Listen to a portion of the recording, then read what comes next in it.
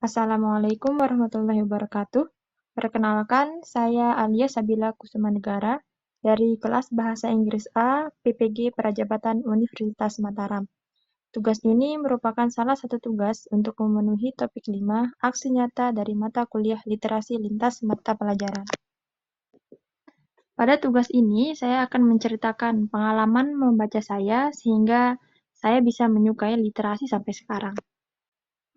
Dimulai dari minggu lalu, tepatnya Selasa siang. Waktu itu, saya baru saja menyelesaikan kegiatan perkuliahan literasi lintas mata pelajaran, yang mana saat itu dosen saya yang bernama Pak Arafik memberikan tugas baru di topik 5, yakni membuat draft naratif literasi dengan digital storytelling. Sejujurnya, saya sempat bingung harus mulai dari mana. Namun ada beberapa topik tersedia yang bisa dijadikan pemantik untuk membuat draft ini. Berbicara tentang awal pengalaman saya membaca dan menulis, saya jadi teringat kenangan sewaktu masih balita. Dulu saya sangat menyukai cerita rakyat seperti Timun Mas, Si Kancil, dan juga Bawang Merah, Bawang Putih, dan tentu saja cerita yang pasti kita semua tahu, yaitu Malin Kundang. Buku-buku cerita rakyat tersebut sering saya dapati ketika dari membeli produk susu Denkau. Namun usia balita, saya tentu saja belum bisa membaca. Alhasil, orang tua saya mengakali dengan membelikan cerita rakyat tersebut dengan versi kaset, yang mana kemudian bisa saya nikmati dengan multimoda. Memasuki usia taman kanak-kanak, di sini saya sudah bisa membaca. Masih seputaran cerita rakyat juga yang saya baca. Dan lagi, ibu guru TK saya dulu sering sekali memperkenalkan saya bersama teman-teman saya itu kisah-kisah Nabi dan Rasul. Adapun ketika di rumah saya juga suka sekali menonton cerita-cerita dongeng versi anime. Waktu itu yang saya tonton adalah kisah Tambelina di channel Spacetoon. Di sekolah dasar, sampai memasuki tingkat menengah, bapak saya juga sering mengajak saya dan adik saya yang perempuan ke toko buku. Waktu itu masih sangat populer buku tulisan anak-anak yang apa ya, judulnya KKPK dan juga Teen Lit.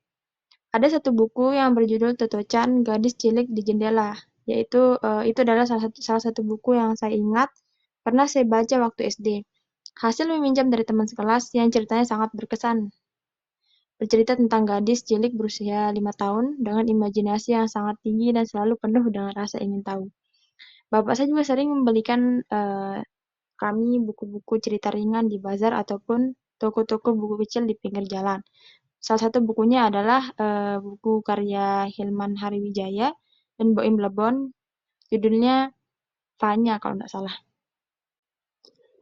Lanjut di fase sekolah menengah, saya di sini sudah berani mulai menulis, tapi masih hanya di buku tulisan saja, dan juga masih berbahasa satu halaman saja, karena saya menulisnya itu secara spontan di jam-jam kelas ketika gurunya tidak hadir.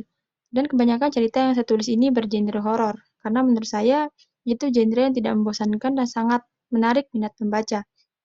Di rumah saya juga ada mengkoleksi beberapa majalah hidayah yang berisi kisah-kisah religi. Kemudian masuk ke jenjang menengah atas, ada satu buku yang sampai sekarang masih membekas dalam ingatan saya. Sebuah buku yang benar-benar saya baca karena ketidaksengajaan, yang kala itu tergeletak di atas kasur nenek saya ketika saya numpang rebahan. Judulnya Pudarnya Pesona Cleopatra, karya Habibur Rahman El-Shirazi. Saya masih mengingatnya karena waktu itu tumben sekali membaca novel psikologi Islam dengan genre romance, karena memang kebanyakan genre yang saya pilih adalah fiksi dan misteri. Selain dari buku, saya juga membaca online, mulai dari blog sampai ke aplikasi buku online seperti Wattpad dan Fanfiction.net, kalau tidak salah itu namanya. Sedikit penyesalan saya kalau misalkan melihat kembali ke zaman-zaman sekolah dulu adalah karena saya tidak sempat menyimpan semua cerita-cerita spontan saya yang saya pernah tulis dari SD sampai SMA. Tapi zaman SMA ini saya sudah menulis lagi, tapi di satu buku yang saya benar-benar simpan, yang isinya seputar kehidupan sekolah bersama dengan teman-teman saya.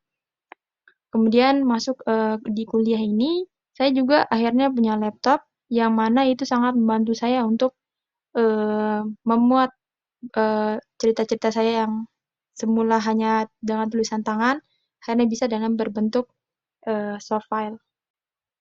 Sekian cerita pengalaman literasi saya. Kurang dan lebihnya saya mohon maaf. Terima kasih. Wassalamualaikum warahmatullahi wabarakatuh.